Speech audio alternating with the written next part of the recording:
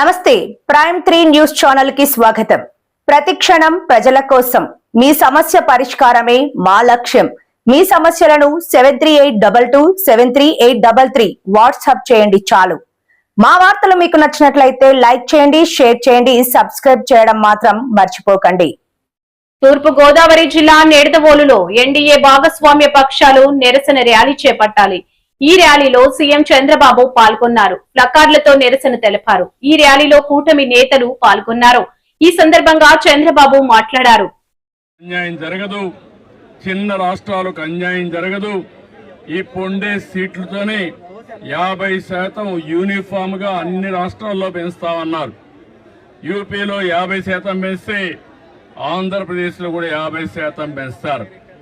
అలాంటి అనౌన్స్మెంట్ ఇచ్చి చట్టంలోని పెడతామని చెప్పిన వీళ్ళు రాజకీయ అజెండా కోసం ఈరోజు ఇలాంటి దుర్మార్గం చేసే పరిస్థితికి వచ్చారు. ఇది చాలా బాధాకరం. నేనైతే 3 దశాబ్దాలుగా దీనికోసం పోరాడుతున్నాం. పోరాడి సాధించుకునే ఈ సమయంలో దీన్ని మారుగా చేయడం అనేది చాలా క్షమించరాని నేరం అని కూడా మరొకసారి తెలియజేస్తున్నా. ఈరోజు ఆ పార్టీలు గుర్తుపెట్టుకోవాలి. ఏ ముఖం పెట్టుకొని రేపు ఆడబిడ్డల్ని ఓటు అడుగుతారని అడుగుతున్నా. ఆడబిడ్డలంటే అంత చులకనని అడుగుతున్నా.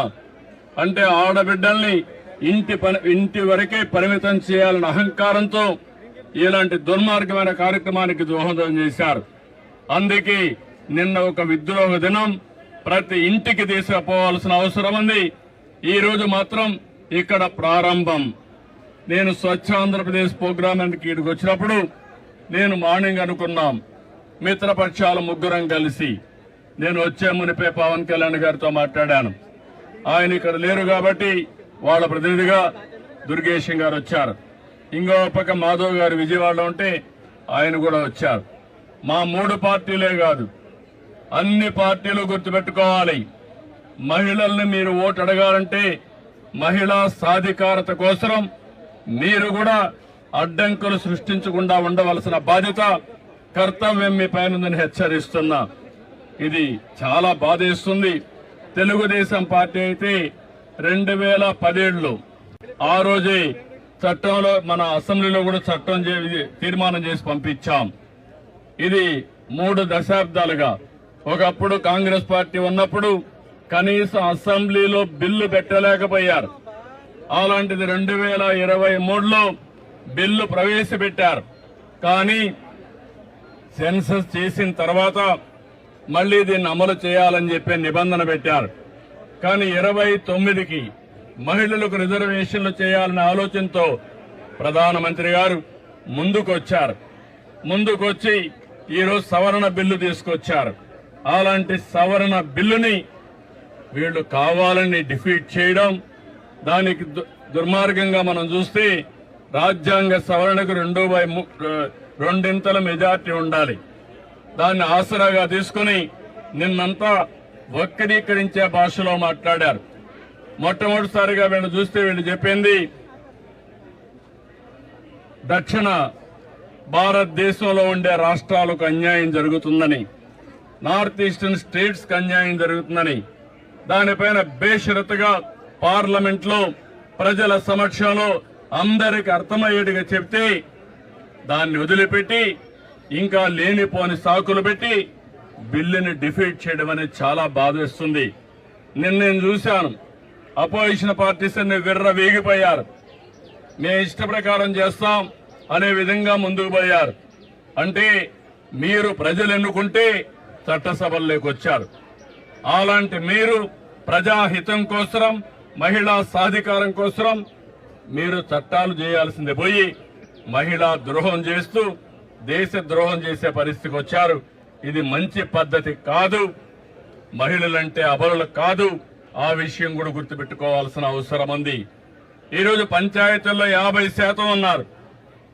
కాలేజీల్లో ఉద్యోగాల్లో 33% ఉన్నారు. ఎక్కడ మహిళలున్నా సమర్థవంతంగా పనిచేస్తున్నారు.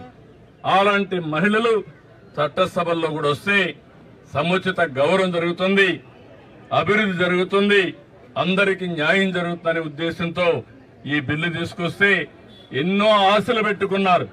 మహిళలందరూ మళ్లీ కించపరిచే విధంగా, మహిళల యొక్క ఆత్మాభిమానాన్ని దెబ్బతీసే విధంగా ఈరోజు ఆ బిల్లును డిఫీట్ చేశారు. ఇది క్షమించరాని నేరం. దీనికి నిరసనగా ఈరోజు నిడదవోలులో ప్రారంభం.